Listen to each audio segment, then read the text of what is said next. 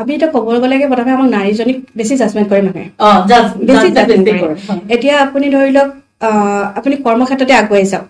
যেতিয়া আপুনি কৰ্মক্ষেত্ৰত আগুৱাই গৈছে তাৰপিছত মানে মানুহজনীক ৰাস্তাৰ পৰা মানে ঘৰৰ পৰা ওলোৱাৰ পিছৰ পৰা বহু ক্ষেত্ৰত বাছত হয় মলেষ্ট ধৰি লওক ট্ৰেইন জাৰ্ণিত হয় বা অফিচত হয় কিন্তু মানুহজনে কিয় সমাজৰ ভয়ত আৰু মই ঘৰত যাই যদি এই কথাটো কওঁ মোৰ ঘৰৰ পৰা এইটো ফ্ৰীডম নিদিব মই চাকৰি ইণ্ডিপেণ্ডেণ্টলি চাকৰি কৰিব নোৱাৰিম এতিয়া মানুহজনে সেই কিছুমান প্ৰব্লেমৰ কাৰণে ঘৰটো এইটো কথা ৰাজহুৱাভাৱে ক'ব নোৱাৰে কিন্তু হয় মলেষ্ট হয় এটা ধৰি লওক আমাৰ মলেষ্ট কিছুমান আজিকালি মেছেঞ্জাৰত মেছেঞ্জাৰত মলেষ্ট কৰে আপুনি ৰাতি 12টা বজাৰ পিছত অনলাইন থাকক কিবা কাম বহত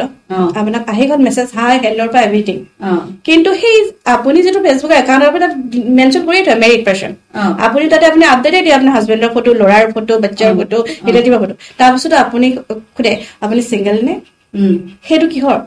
কিহৰ কাৰণে কিয় মাইকী মানুহজনী 12টা বজাৰ পিছত অনলাইন থাকিব নোৱাৰে তেখেতৰ কাম নাই তেখেতে দিনটো কৰ্ম কৰে ঘৰ এখন চলায় তাৰপিছত ফ্ৰী টাইমটো তেওঁলোকে অলপ অনলাইন হ'ল দুটা কিবা চালে বা দুটা কাৰোবাৰ লগত কথা পাতিলে কিয় মানুহজনে সেইটো জাজমেণ্ট কৰে তুমি অনলাইন আছা তুমি ৰাতি কাৰ লগত ব্যস্ত যদি এই প্ৰশ্নটো ঘৰৰ মানুহেই নুসুধে বাহিৰৰ মানুহজনে সুধিবলৈ কিহৰ প্ৰয়োজন আপোনালোকে নিজে নিজে ব্যস্ত থাকক না এজনী মাইকী মানুহ জীয়াৰ হেঁপাহ এটা আছে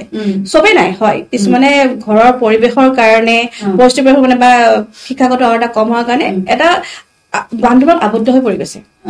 কিন্তু এচাম মাইকী মানুহে যে জীৱন যুঁজত আগুৱাই গৈছে নিজৰ ঘৰখনক নিজৰ স্বামীৰ কান্ধটো ধৰিব পাৰিছে আগুৱাই গৈছে সমাজত আগুৱাই গৈছে সেইখিনি মানুহক পিছ পেলাবৰ কাৰণে এই কিছুমান অত্যাচাৰ নাৰীৰ ওপৰত একচুৱেলি ক'ব গ'লে নাৰীয়ে নাৰীৰ মানে শত্ৰু